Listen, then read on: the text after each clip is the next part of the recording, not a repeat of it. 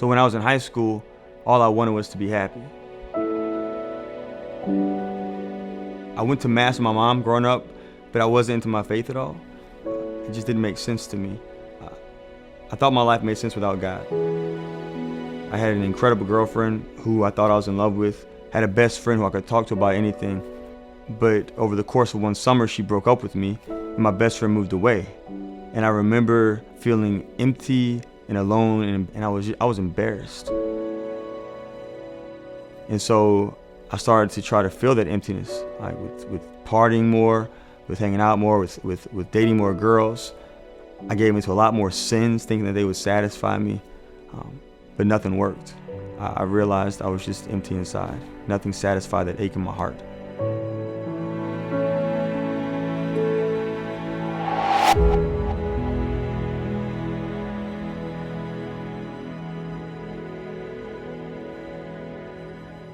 During my college years, I wanted reasons for my faith, and so I went to school just to learn more about my faith. But when I got there, it seemed like the answers that I received were things that just made me question even more.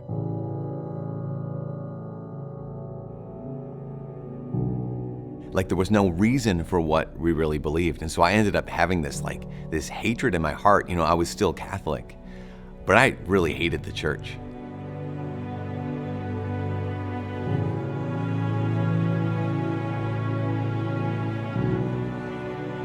I even became a missionary after college, a full-time missionary in Central America. The mission I went to was super Catholic, and I got down there and I just was so angry at the church.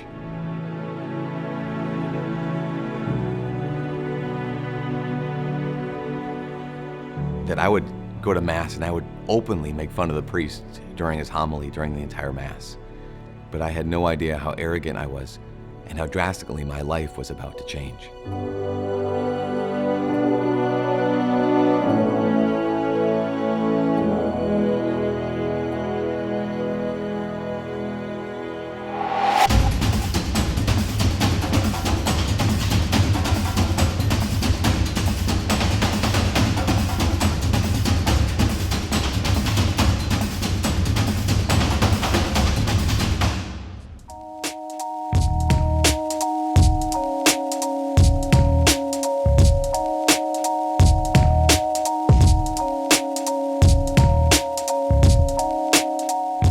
A friend of mine started to see how unhappy I'd become, and so she invited me to go on a retreat with her.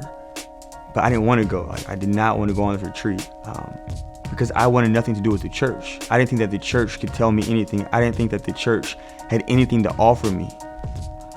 But I went, and I remember telling God, you better make something happen on this retreat, or else I'll leave the church forever.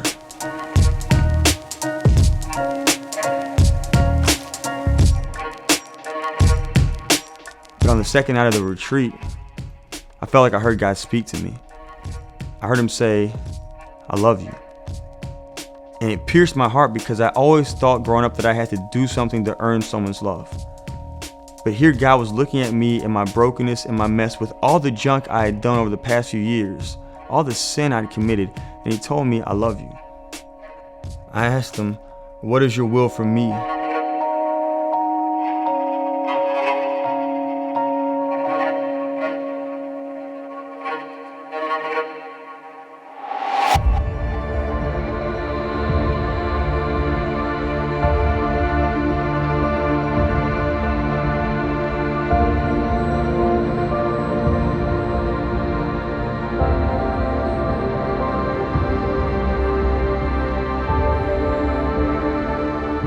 While I was at that mission, I got really sick.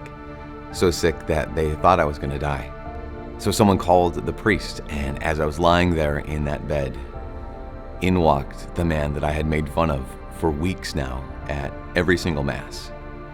And without hesitating, he rushed to my bedside and he gave me the anointing of the sick, and he gave me Holy Communion. And I remember lying there thinking, maybe I was wrong. Maybe this man really does know who Jesus is. Maybe this is all true. That began this process of asking questions in a really deep way. and finding the answers for the first time. And as I found those answers, something in my heart and in my mind changed, and I realized that I was not only falling in love with God, I was falling in love with His church that He gave us.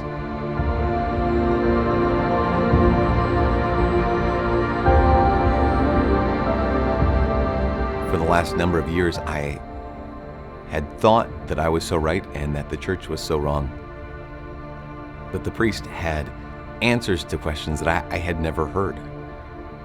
And for the first time in my life, I experienced the joy of being wrong. I remember being in front of the Eucharist one day, praying. And I was getting ready to get married to an amazing woman. But in my prayer, I said, God, I will do whatever you want me to do. And in my prayer, I realized God was saying, I will love you no matter what you choose, but I am calling you to a different path.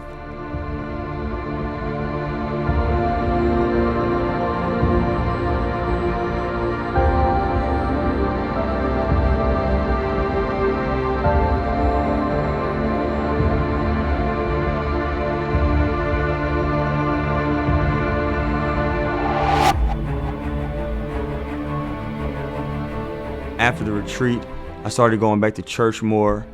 And the more I spent time praying with Jesus in adoration, the more it made sense to me what He was calling me to do.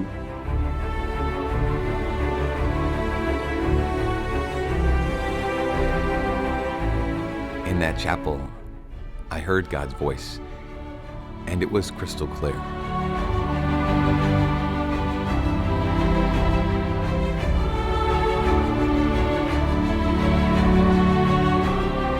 I said to Him, Lord, I hear you calling me, and I will follow you.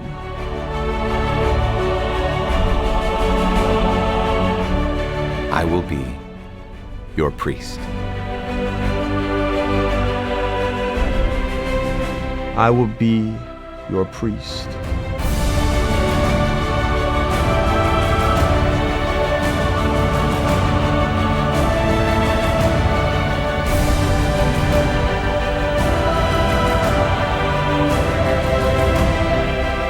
It's never boring. It's never the same thing. It's never just kind of normal. It is the most important thing that I could do with my life.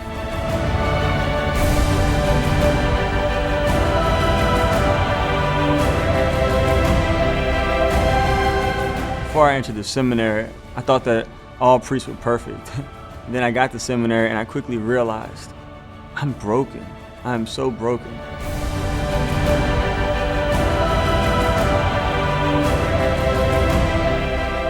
But in the midst of my brokenness, the Lord loves me.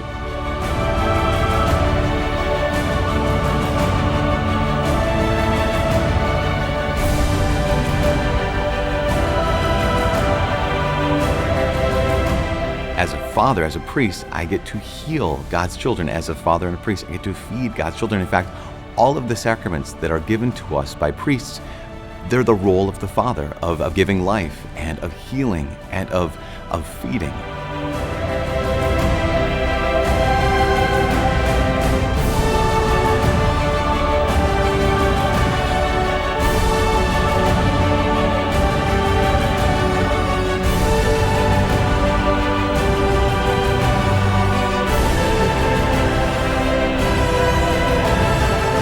The priesthood is the greatest gift I could have ever received.